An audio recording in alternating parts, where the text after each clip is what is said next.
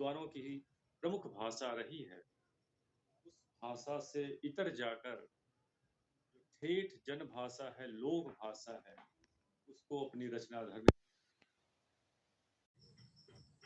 दरअसल मित्रों, विद्यापति देखा जाए तो बहुत ही सचेत कलाकार रहे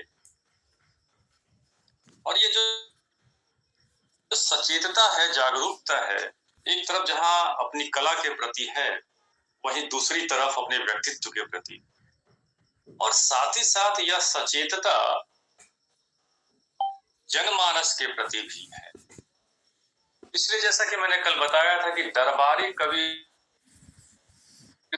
विद्यापति ने जन संवेदनाओं को, जन आकांक्षाओं को अपने कविता का माध्यम बनाया।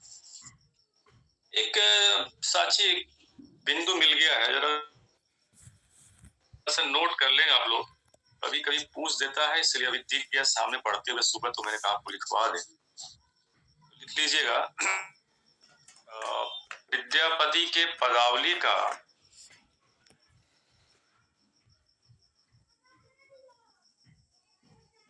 दूसरा संस्करण जो नागरिक प्रचारणी सभा की ओर से प्रकाशित हुआ है,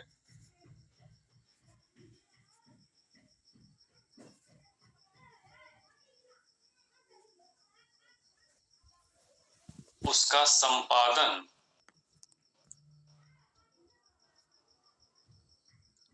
ब्रजनंदन सहाय ने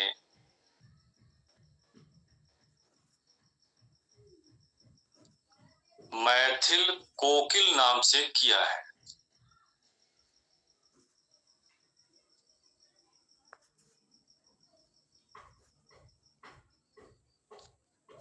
तो आज हम लोग को बातचीत करनी है कि विद्यापति की जो पदावली है उसके विषय क्या क्या है और उसकी प्रसिद्धि का कारण क्या है। तो सबसे पहले हम लोग विद्यापति की पदावली के विषय वस्तु को देख लेते हैं और विषय वस्तु पे बातचीत करते हुए हम यह भी देखने का प्रयास करेंगे या उस प्रश्न का भी समाधान ढूंढने का प्रयास करेंगे जो लिखवाया था कल मैंने आपको, कि विद्यापति भक्त कवि हैं या श्रृंगारी कवि। देखा जाए तो पदावली दरअसल किसी एक समय की रचना नहीं है, बल्कि जीवन पर्यंत विद्यापति ने अपने जीवना अनुभव से जो महसूस किया, जो देखा,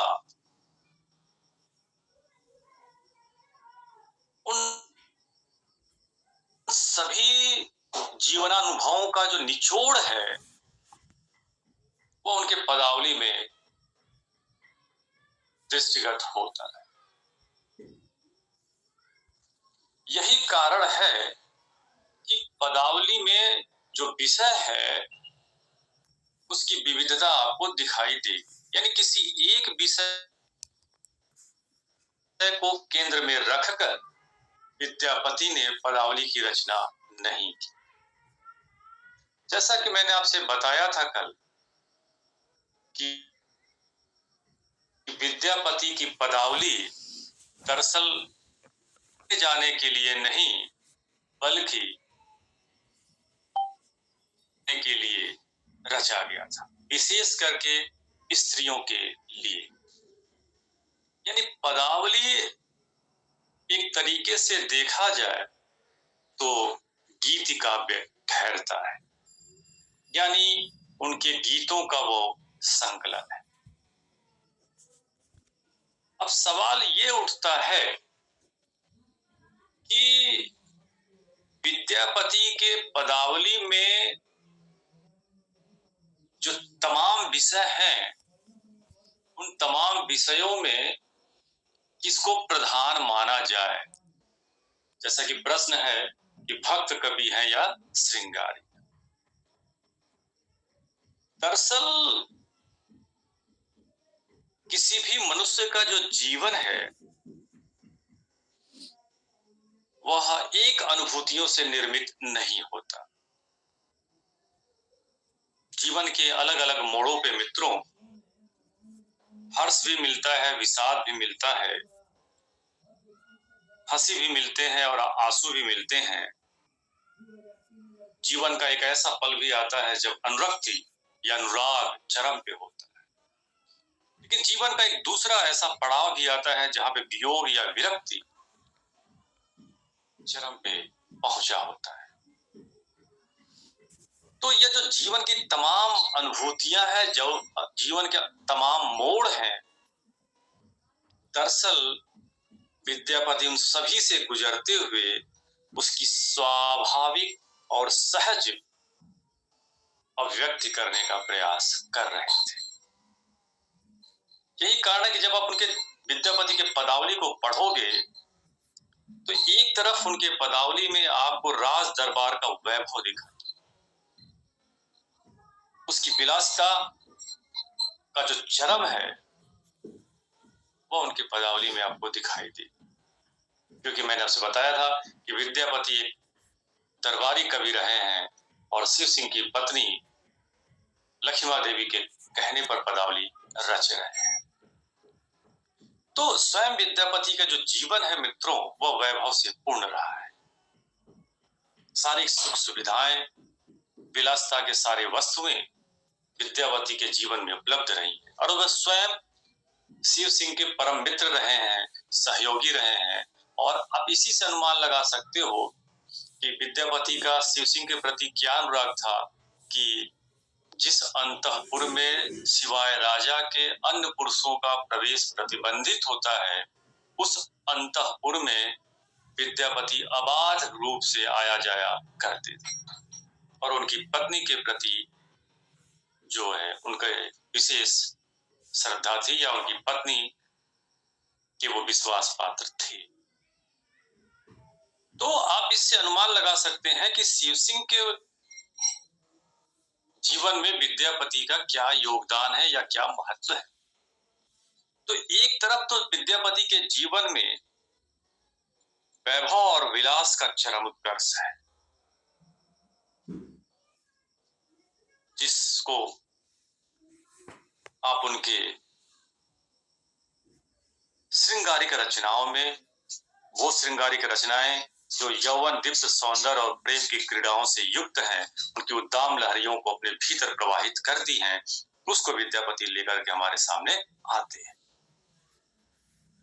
लेकिन दूसरी तरफ देखा जाए तो वो एक आस्थावान ब्राह्मण परिवार के रहने वाले हैं, जहां बचपन से लेकर के युवा अवस्था तक का पूरा जीवन जो है वो संस्कारों से निर्मित है, जहां सुबह उठते ही देवी देवताओं के प्रति श्रद्धा और भक्ति का प्रवाह दिखाई दे रहा है और ये प्रतिदिन की दिनचर्या है। तो एक तरफ जीवन का यह दूसरा अनुभव भी उन्हें बचपन से मिलता आ रहा है।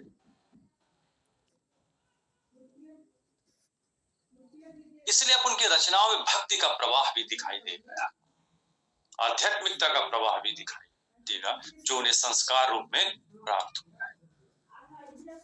तीसरी तरफ जीवन का जो है वो संध्या बेला आता है, जब व्यक्ति यौवन के आवेग से उतर करके जीवन के ठोस धरातल पे पहुंच जाता है। उनके सारे ऊर्जा, सारे लालिमा, सारे सौंदर्य की आभाएं धीरे धीरे समाप्त होने लगती और फिर जीवन में शुरू होता है वैराग्य की भावना। इसलिए आप देखोगे कि कहीं वो कृष्ण और राधा को प्रेमी प्रेमिकाओं के रूप में प्रस्तुत कर रहे हैं, तो कहीं उसी कृष्ण को संबोधित करते हुए जीवन भर के या जीवन भर के जितनी त्रुटियां हैं, गलतियां हैं, उन सब की प्रायश्चित भी करते हुए उसी कृष्ण के सामने दिखाई दे रहा है। तो वह जो जीवन का निर्मिति है, यौवन और वृद्धावस्था कह सकते हैं, या जीवन का जो समापन बेला है, वो दोनों अनुभूतियां उनके यहाँ दिखाई देती है। और सबसे बड़ी बात मित्रों यह रही है कि कविता का कोई भी विषय रहा हो, चाहे यौवन पक्ष का रहा हो और चाहे वैराग्य पक्ष का, कवि विद्यापति उसी तल्लीनता के साथ, भावुकता के साथ, सहजता के साथ, सरलता के साथ, निश्चलता के साथ उन गीतों, इसलिए चाहे श्रृंगारिक गीत हो, चाहे वैराग्य से युक्त गीत हो, वो उतना ही प्रभावित करते हैं। ये यूं ही नहीं है मित्रों, जैसा मैं आपसे बता रहा था कि वो आज भी मिथिला के लोग बने सिर्फ इसलिए में रचे हैं। विद्यापति एकमात्र कवि भी नहीं है जो मिथिला में रच रहे हैं। न जाने कितने रचनाकारों ने मिथिल भाषा में लिखा, कि विद्यापति क्यों कंठ के हार बन रहे हैं।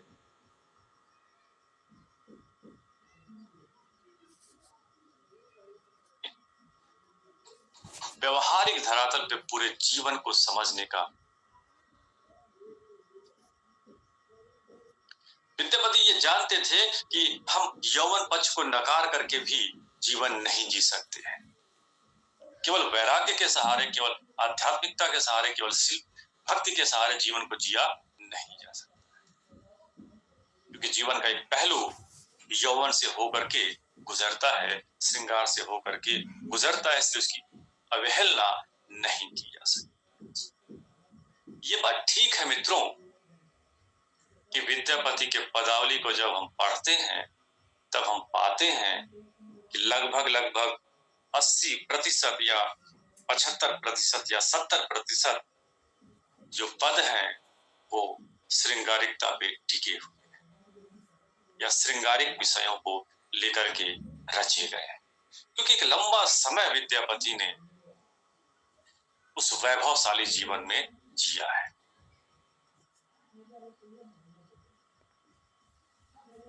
जहां पे वस्त्र में विद्यमान है और कहीं न कहीं मैंने आपसे कहा कि वो जो दरबारी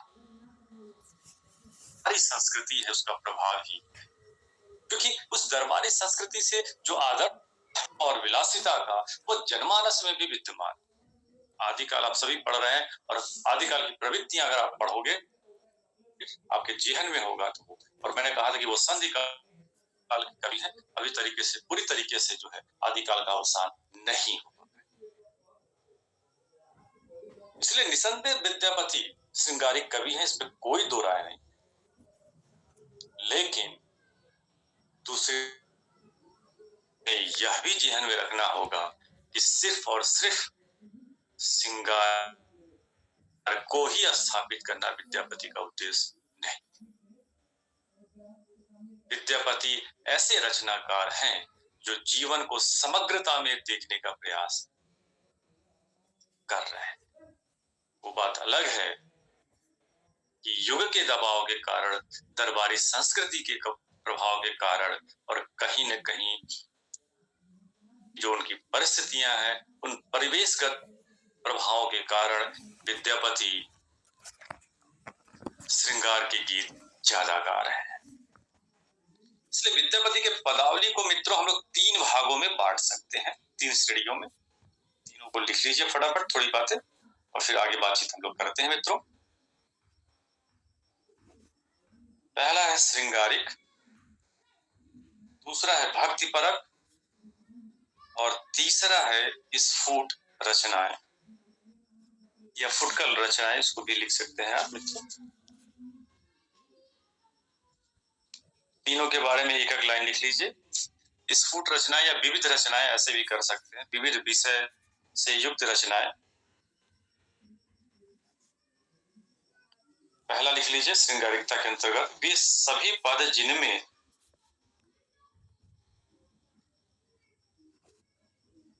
नायक नायिकाओं की विभिन्न अवस्थाओं, मनोदशाओं या चेष्टाओं का चित्रण है।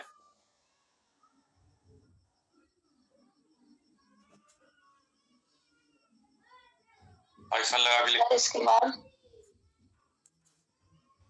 मनोदशाओं या चेष्टाओं का चित्रण है, उनमें राधा कृष्ण का नाम भी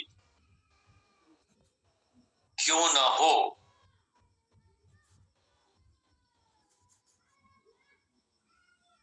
वे पद श्रृंगारिक के अंतर्गत ही आते हैं।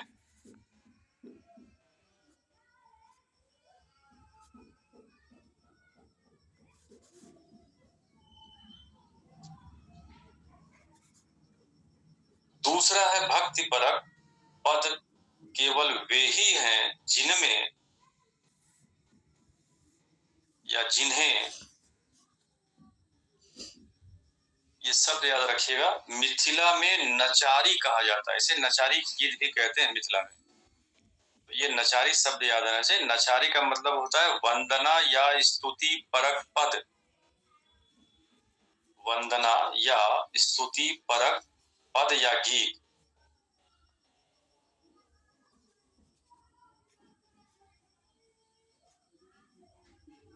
इस कोटि में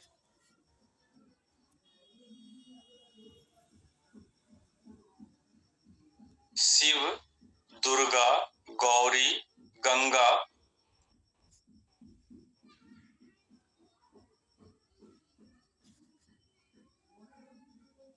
आदि की स्तुति या वंदना की गई है।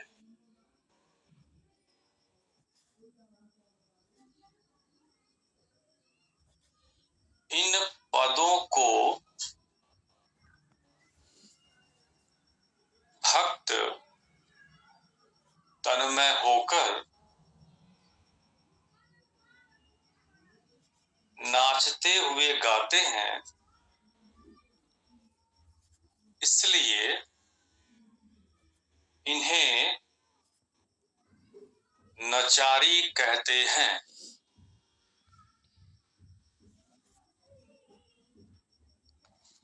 तीसरा स्फुट पद तीसरी कोटि में वे कविताएं आती हैं या पद आते हैं या गीत आते हैं जो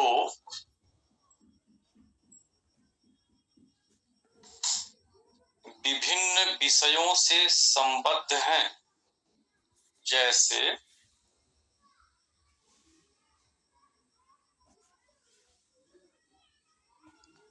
प्रकृति से संबंधित पद,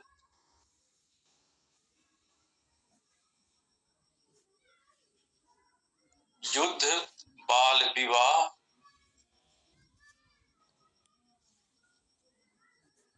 यज्ञोपवीत संस्कार, कॉमा करके रखिएगा, सोहर, मल्हार, नववधू के दुख के गीत,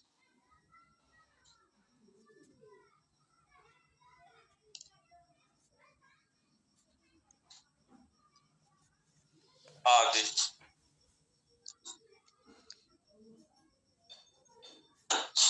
सॉरी। तो ये मित्रों जो पूरे पदावली के जो गीत हैं उनको जो है ये इस प्रकार से हम 3 भागों में बांट सकते हैं। अब चूंकि मैंने आपसे कहा था अभी कि लगभग 70% या उससे ज्यादा ही हम कह सकते हैं जो गीत हैं वो श्रृंगारिकता से संबंधित हैं। तो अगले जो बातचीत हम लोग की होगी श्रृंगारिकता को लेकर के होगी। तो एक जो सबसे पहली चीज जो मैंने अभी आपसे कही थी कि पदावली दरअसल गाए जाने योग्य छंद हैं, यानी वो गीत शैली में रचे गए गीत हैं। जैसा कि कल मैंने आपको बताया था, विद्यापति के समय में स्त्री समाज में वाचिक परंपरा में या वाणी के रूप में या जो है वो गाय, जो समृद्ध लोक गीत है वो पीढ़ी दर पीढ़ी साक्षरता के अभाव के बावजूद जो बिंदु मैं आपको समझाना चाहता हूं वह यही है कि विद्यापति के गीत दरअसल ऐसे समाज को लेकर के रचा गया है जो पढ़ लिख नहीं सकता है। इसलिए विद्यापति के गीत पढ़ने के लिए बिल्कुल नहीं, वो दरअसल गाए जाने के लिए, कंठस्थ किए जाने। तो इसलिए आप इनके गीतों में जो सबसे बड़ी विशेषता देखेंगे वह है कि लोक गीतों के जितने स्वरूप हैं, जैसे मैंने अभी आपसे कहा सोहर, या बहुत मैं क्षमा चाहता हूँ, मुझे शब्द वो जो लोक गीतों के जो हैं वो अभी याद नहीं आ पा रहे हैं। तो शादी ब्याह में आपने अगर कभी गौर किया होगा तो अलग अलग विषयों के लिए अलग अलग शैली में या छंद में गीत गाए जाते हैं महिलाओं के, अगर आपने कभी गौर फरमाया होगा तो आप देखोगे कि वो जो लोकगीतों की परंपरा की जो विविधता है, चाहे वो लय के धरातल पे हो, छंद के धरातल पे हो, वो सभी विविधता, यानी जो गीत हैं, जब वो नचारी के गीत रचे जा रहे हैं तो अलग छंद में, अलग सुरताल में, और जब वो प्रेम के गीत रचे जा रहे हैं तो वो अलग हैं, और जो वियोग में रचे जा रहे हैं तो वो अलग हैं, और वो जब विवाह संस्कार या दुख के गीत हैं तो वो अलग है। तो ये विद्यापति का यह दर्शाता है कि कहीं न कहीं विद्यापति को संगीत की भी बहुत अच्छी समझ थी या ज्ञान था, और दूसरी तरफ वो लोक गीतों में रचे बसे हुए थे। यानी लोक गीतों की अगर उन्हें परख न होती, समझ न होती, तो शायद इतने बड़े पैमाने पर वो पदावली के गीत रच नहीं पाते, क्योंकि हमने कल आपसे बताया था कि विद्यापति ने अपभ्रंश में भी लिखा है, संस्कृत में भी लिखा है और मैथिल में भी लिखा है। तो ये विद्यापति की जो है सबसे बड़ी खासियत, विशेष करके ये जो आपकी पदावली के गीत हैं उसके संदर्भ में नजर आती है। यही कारण है कि जब पदावली को आप पढ़ते हो तो गेयता के साथ साथ जो दूसरी बात जो आपको बहुत आकर्षित करेगी वह अनुभूति की सच्चाई, और ये जो सच्चाई है अनुभूति की मित्रों, वो आपको इतना वास्तविक लगेगा, इतना सहज और सरल ढंग से आपको महसूस होगा कि आप बिना किसी प्रयास के स्वतः उन पदों को आत्मसात करते आगे बढ़ जाओ। एक मित्र हमारे इत्तेफाक से मिथिला के रहने वाले हैं, वो पता नहीं जुड़े हैं कि नहीं, मुझे नहीं पता, लेकिन वो इस बात को, जब विद्यापति की इस विशेषता को ज्यादा बेहतर ढंग से आपको बता सकते हैं कि ऐसा आज भी है या नहीं है मित्र। दूसरी बात, मैंने कहा कि विद्यापति के जो गीत हैं उनकी प्रसिद्धि का एक बहुत बड़ा कारण यह भी है उसका सुरीलापन, जो कि मैंने आपसे कहा अभी कि लोक गीतों की धरातल पे, यानी जो गीतों की जो मधुरता है, जो स्वाभाविकता है लोक गीतों की, वह पदावली में भी हूबहू विद्यमान है मित्रों। तीसरी बात जो मैंने अभी आपसे कहा कि पूर्वोत्तर भारत के जितने प्रचलित राग रागनियां उस दौर की रही हैं, क्योंकि आपको जान के आश्चर्य होगा कि विद्यापति के पदावली के गीतों का जो वो आसाम तक दिखाई देता है, नेपाल और बंगाल तो मान लीजिए सटा हुआ है, उससे आगे बढ़ करके आसाम तक आपको जो है विद्यापति के नचारी के गीतों की प्रसिद्धि है या पदावली के गीतों की प्रसिद्धि रही है मित्र। तो जो गीत हैं वो आप देखोगे कि विभिन्न जो है वो राज तरंगणियों से निर्मित किए गए हैं मित्रों। फिर एक जो अगली बात है विद्यापति के पदावली के संदर्भ में, जो आप विशेष रूप से इसका जिक्र कर सकते हैं कि विद्यापति के गीतों में जो ये जीवन है, उस जीवन के यथार्थ स्वरूप को वो प्रस्तुत करता है। और दूसरी जो बड़ी बात है मित्रों की, मनुष्य की मनोदशा के वो बड़े पारखी थे। अब देखो, मैंने कल कहा था कि पुरुष होने के बावजूद स्त्री के जीवन की पीड़ा को वो व्यक्त कर रहे हैं, या स्त्री के जीवन के इच्छाओं को व्यक्त कर रहे हैं, मनोदशाओं को व्यक्त। तो कहीं न कहीं यह प्रकारांतर से यह हमें बताता है कि उस स्त्री समाज के प्रति, या स्त्री की दुख और पीड़ा के प्रति, या उसकी इच्छाओं के प्रति विद्यापति संवेदनशील रहे होंगे। कि बिना संवेदनशीलता के उस अनुभूति को विद्यापति महसूस ही नहीं कर पा। इस प्रकार सूरदास जी ने आंखें बंद होने के बावजूद झांक आए थे मित्रों। ठीक उसी प्रकार विद्यापति भी स्त्री हृदय का कोना कोना झांक आए थे। इसलिए स्त्री जीवन के जो तमाम मनोदशाएं हैं, उनका जो है वो आदर्श रूप हमारे सामने प्रस्तुत वो कर पाए हैं। एक जो अगली बात जिस पे मैं आपका ध्यान आकर्षित करना चाहूंगा मित्रों, कि विद्यापति के गीत, जैसा मैंने आपसे कहा, कि श्रृंगार रस से पूर्ण है, जिसमें स्त्री पुरुष के दैहिक संबंधों के, यौन संबंधों का व्यापक चित्रण किया गया है। लेकिन जो बात यहाँ पे ध्यान देने वाली है मित्रों, वह यह कि विद्यापति उस यौन जीवन को प्रस्तुत करते समय स्त्री के लज्जा, मर्यादा, सम्मान, आदर, उन सभी का निरंतर ख्याल रखते हैं। यहाँ पे विद्यापति दरबारी संस्कृति से प्रभावित होकर के उस यौन जीवन का प्रस्तुतिकरण बिल्कुल नहीं कर रहे हैं, जैसा कि उस दौर में प्रचलन में था। तो कहीं न कहीं देखो, ये विद्यापति का उस स्त्री के प्रति जो आदर्श भावना है, उसको दर्शाता है। इसलिए ये गीत सारे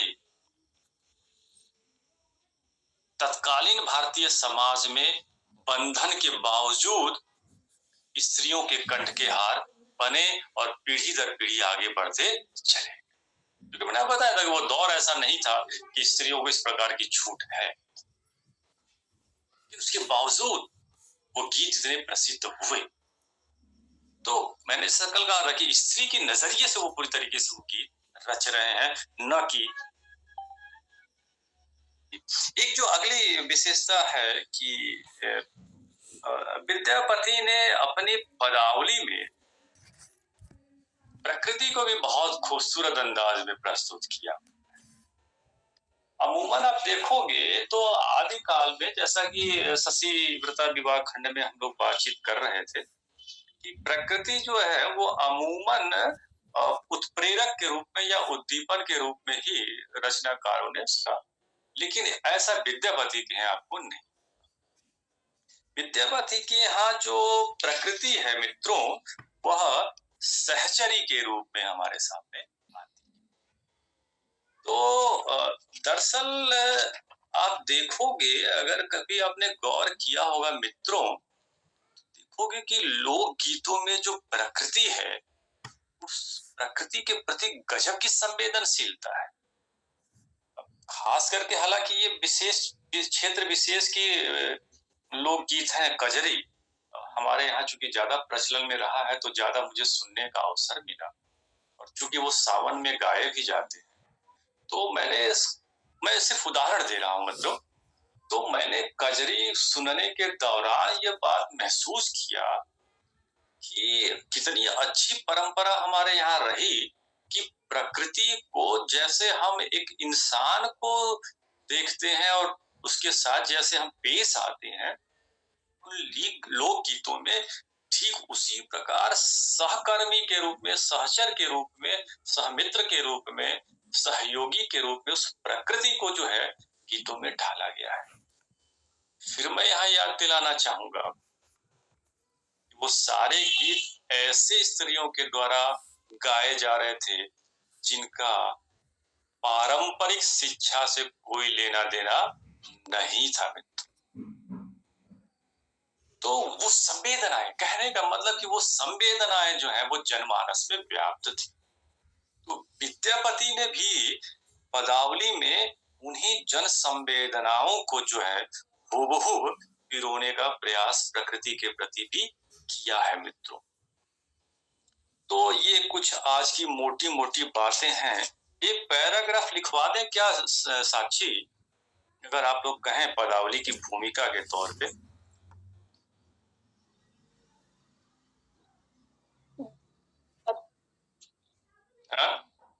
जी सर। छोटा सा पैराग्राफ ले लो आप मुझसे, और जो है तो मैं कह रहा हूं कि विद्यापति के पदावली के पद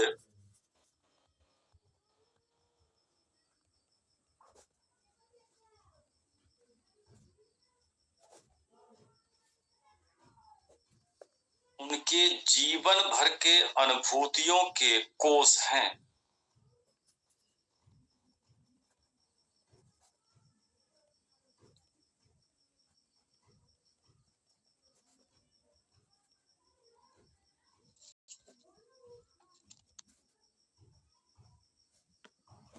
दरअसल पदावली का निर्माण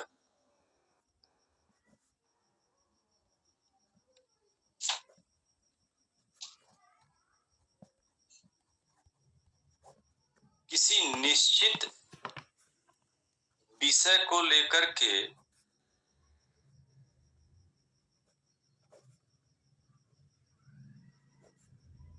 किसी निश्चित समय के भीतर नहीं हुआ है।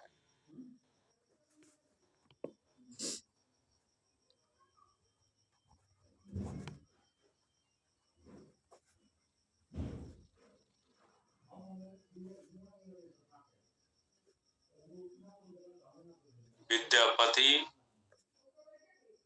समय समय पर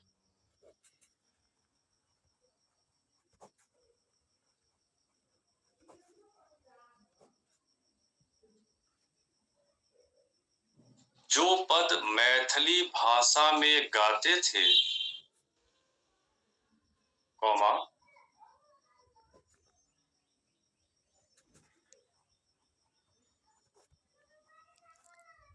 उनका संग्रह पदावली में हुआ है।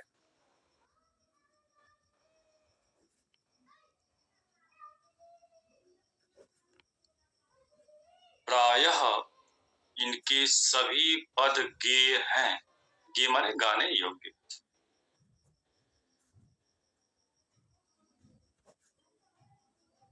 चैतन्य महाप्रभु, नाम याद रखिएगा, एक नंबर पूछ देता है भैया कभी कभी, तो नाम याद रखिएगा, चैतन्य महाप्रभु।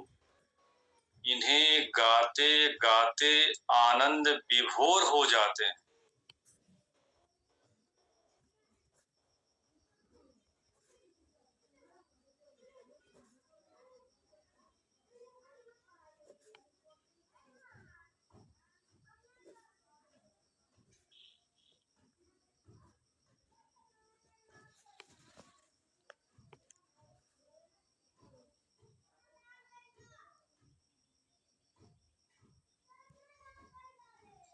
मिथिला में तो ये पद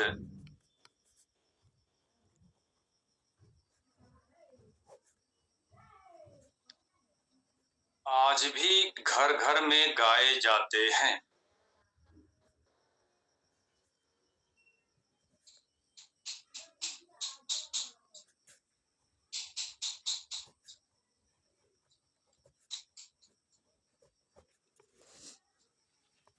विद्यापति के पदावली के का विषय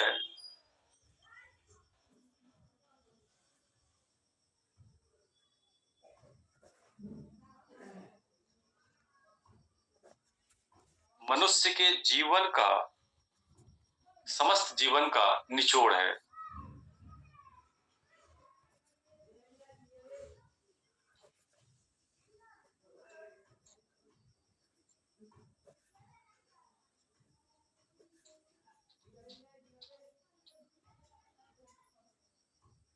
उनके गीत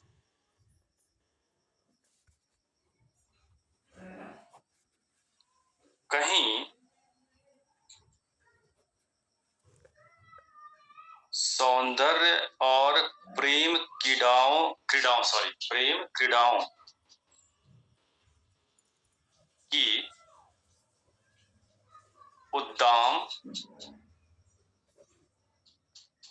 लहरियों से मंडित हैं, तो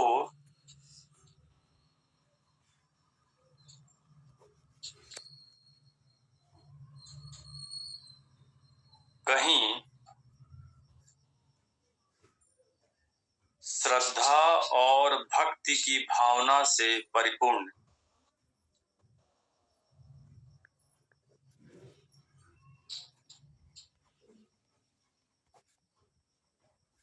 कॉमा, तो कहीं उनमें, वाक्य अगर देख लीजिएगा इधर उधर होगा तो उसको सही कर लीजिएगा।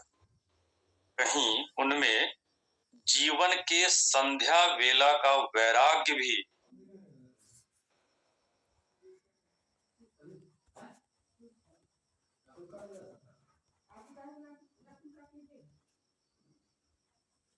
पूरी भावुकता के साथ विद्यमान है।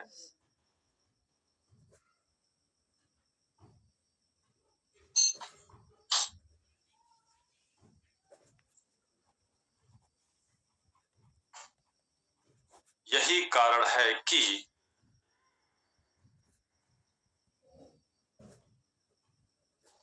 विद्यापति को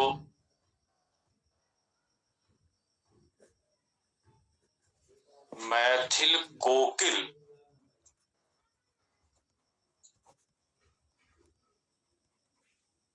कहा गया या उपाधि से सम्मानित किया गया, या जो भी इसको मना लीजिए।